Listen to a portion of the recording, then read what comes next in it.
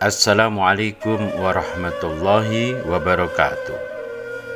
Bismillahirrahmanirrahim. Alhamdulillahi rabbil alamin. Allahumma sholli ala sayyidina Muhammad wa ala ali sayyidina Muhammad.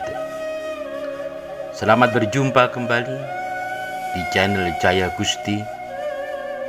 Pada pertemuan ini kita akan membahas yaitu tentang kisah Mi'raj Rohani Syekh Muhammad Nazim Al-Haqqani. Syekh Muhammad Nazim Al-Haqqani dilahirkan di Larnaca, Siprus pada hari Ahad tanggal 23 April 1922. Dari jalur ayah, beliau masih keturunan dari Syekh Abdul Qadir Jailani, pendiri tarekat Qadiriyah.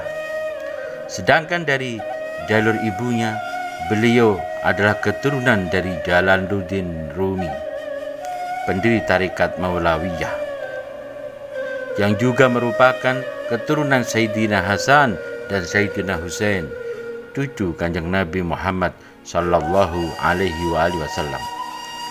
Selama masa kanak-kanak di Siprus, ia selalu berkumpul bersama kakeknya, salah seorang syekh dari tarekat Qadiriyah, untuk mempelajari spiritualitas dan disiplin rohani. Tanda-tanda yang luar biasa telah tampak pada diri Syekh Nazim yang kecil. Perilakunya, akhlaknya sangat baik. Ia tidak pernah berselisih dengan siapapun. Ia selalu tersenyum dan sabar. Kedua kakek dari pihak ayah dan ibunya melatihnya pada jalan spiritual. Ketika remaja, Syekh Nazim sangat diperhitungkan karena tingkat spiritualnya yang tinggi. Setiap orang di Larnaca mengenalnya karena dengan usia yang masih teramat muda, ia mampu memberi nasihat kepada orang-orang, meramal masa depan, dan dengan spontan membukanya. Sejak umur 5 tahun, ibunya sering mencarinya dan mendapatinya beliau sedang berada di dalam masjid atau di makam Ummu Hiram yang berada di sebelah masjid. Ummu Hiram adalah salah satu seorang sahabat Nabi yang makamnya terdapat di Siprus. Banyak sekali peziarah yang datang ke sana karena tertarik akan pemandangan sebuah batu yang tergantung di atas makam tersebut. Dalam perjalanan spiritualnya, beliau mengisahkan pertemuan dengan mursyidnya atau gurunya dan menceritakan pengalaman mi'raj rohaninya sebagai berikut. Aku tinggal dengan Syekh Munir Al-Malik selama sebulan. Beliau mengatur perjalananku menuju Homs dan kemudian dilanjutkan ke Damaskus. Aku tiba di Damaskus pada hari Jumat tahun 1945 awal. Aku tahu bahwa Syekh Abdullah Ad-Dagestani tinggal di wilayah Hair Al-Maidan dekat dengan makam Bilal Al-Habashi dan banyak keturunan dari keluarga Nabi, sebuah daerah kuno yang penuh dengan monumen-monumen bersejarah. Aku pun tidak tahu yang mana rumah Syekh Abdullah. Sebuah penglihatan datang ketika aku berdiri di pinggir jalan. Syekh keluar dari rumahnya dan memanggilku untuk masuk. Penglihatan itu segera lenyap dan aku tetap tidak melihat seorang pun di jalan. Keadaan tampak senyap akibat invasi Prancis dan Inggris. Penduduk ketakutan dan bersembunyi di dalam rumah masing-masing. Aku sendirian dan mulai bertafakur di dalam hati untuk mengetahui mana rumah Syekh Abdullah. Sekilas gambaran itu muncul, sebuah rumah dengan sebuah pintu yang khas. Aku berusaha mencari sampai akhirnya aku menemukannya. Ketika akan ku ketuk, Syekh membuka pintu rumah menyambutku. Selamat datang anakku, Nazim Effendi. Penampilannya yang tidak biasa segera menarik hatiku. Tidak pernah aku bertemu dengan Syekh yang seperti itu sebelumnya. Cahaya terpancar dari wajah dan keningnya. Kehangatan yang berasal dari dalam hatinya dan dari senyuman di wajahnya.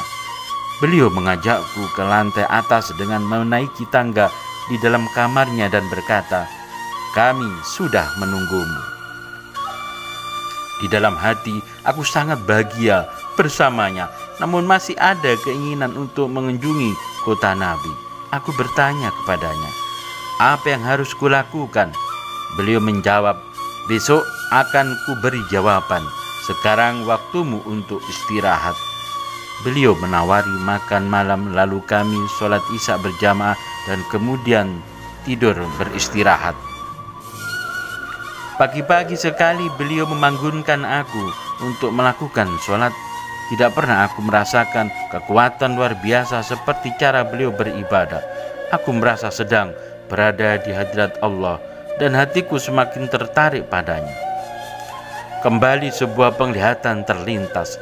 Aku melihat diriku sendiri menaiki sebuah tangga dari tempat salat kami menuju Baitul Ma'mur, Ka'bah surgawi, setingkat demi setingkat.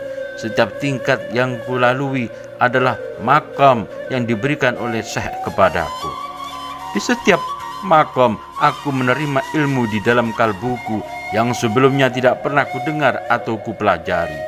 Kata-kata, kelompok kata, kalimat diletakkan sekaligus dalam tata cara yang indah, dialirkan ke dalam kalbuku dari makam yang satu ke makam berikutnya sampai terangkat menuju Baitul Ma'mur. Di sana aku melihat 124.000 para nabi berbaris melakukan sholat dan Nabi Muhammad Sallallahu Alaihi Wasallam bertindak sebagai imamnya. Aku melihat 1.204.000 sahabat Nabi yang berbaris di belakang beliau. Aku melihat 7.007 aulia tarekat Naqsabandi berdiri di belakang mereka mengerjakan sholat. Aku juga melihat 124.000 aulia tarekat lainnya berbaris melaksanakan sholat. Sebuah tempat sengaja disisakan untuk 2 orang tepat di sebelah Abu Bakar As-Siddiq. Kiran Syekh mengajakku menuju tempat itu dan kami pun melaksanakan sholat subuh. Suatu pengalaman beribadah yang sangat indah. Ketika Nabi Sallallahu Alaihi Wasallam memimpin sholat itu, bacaan yang dilantunkannya sungguh sangat syahdu. Tidak ada kata-kata yang mampu melukiskan pengalaman itu, sesuatu yang sifatnya ilahiyah. Begitu sholat selesai, penglihatan itu pun berakhir. Tepat ketika Syekh menyuruhku untuk mengumandangkan azan subuh. Beliau menjadi imam dan aku di belakangnya. Dari luar aku mendengar suara peperangan antara 2 pihak tentara. Kiran Syekh segera membaiatku dalam tarekat Naqsabandi. Beliau berkata, "Anakku, kami mempunyai kekuatan untuk bisa membuat seorang murid mencapai makomnya dalam waktu sedetik saja." Sambil melihat ke arah kalbuku, kedua matanya berubah warna dari kuning menjadi merah, lalu berubah putih, kemudian hijau, dan akhirnya hitam. Perubahan warna itu berhubungan dengan ilmu-ilmu yang dipancarkan ke dalam kalbuku. Pertama adalah warna kuning yang menunjukkan makom kalbu. Beliau mengalirkan segala jenis ilmu eksternal atau ilmu lahir yang diperlukan untuk melaksanakan kehidupan manusia sehari-hari. Yang kedua adalah makom rahasia atau sir, ilmu dari seluruh 40 tarekat yang berasal dari Sayyidina Ali bin Abi Thalib. Aku rasakan diriku menjadi ahli dalam seluruh tarekat ini. Mata beliau berubah warna menjadi merah saat hal ini terjadi. Tahap yang ketiga adalah tingkatan sir asir yang hanya diizinkan bagi para Syekh Naqsabandiyah dengan imamnya Abu Bakar. Saat itu mata Kiran Syekh telah berubah menjadi putih. Makam keempat yaitu ilmu spiritual tersembunyi khofa di mana saat itu mata beliau berubah warna menjadi hijau. Dan terakhir adalah tahap akhfa, makom yang paling rahasia, di mana tidak ada apapun yang tampak di sana. Mata beliau berubah menjadi hitam, dan disinilah beliau mengantarku menuju hadirat Allah. Kemudian Grand Syekh mengembalikan aku pada kondisi semula. Rasa cintaku pada Grand Syekh begitu meluap sehingga tidak terbayangkan bila harus berjauhan dengannya.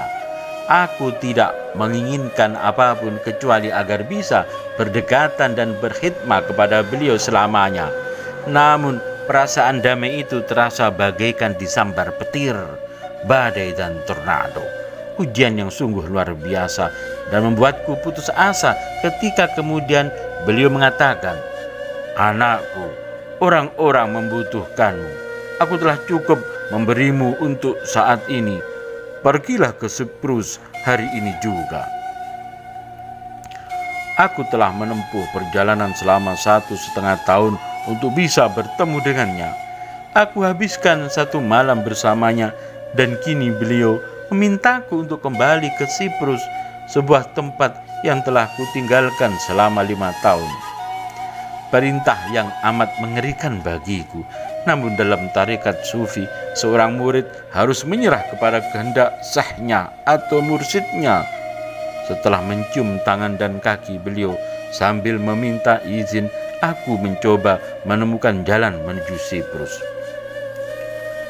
Itulah pengalaman beliau Syekh Muhammad Nazim Al-Haqqani dalam perjalanan spiritualnya, dan khususnya ketika mengalami mi'raj ruhani ketika waktu mendirikan sholat tahajud. Terkadang mi'raj ruhani itu bisa terjadi waktu kita zikir atau sholat. Semuanya tergantung atas izin dan ridho dari Allah Subhanahu wa Ta'ala. Yang melakukan perjalanan mi'raj ruhani adalah sukmah atau ruh kita, berbeda dengan apa yang dialami oleh Isra Mi'raj Kanjeng Nabi Muhammad Sallallahu Alaihi Wasallam yang menggunakan jasad dan ruhnya. Kisah ini saya nukil dari Manaqib 40 Syekh dari Naqsyabandi Al-Haqqani. Semoga dengan pengalaman beliau kita menambahkan pengetahuan dan keyakinan apa yang selama ini kita lakukan, yaitu perjalanan rohani. Semoga semua makhluk semakin berbahagia dan bercahaya. Terima kasih atas kehadiran Anda. Jangan lupa silakan tekan subscribe dan tombol lonceng.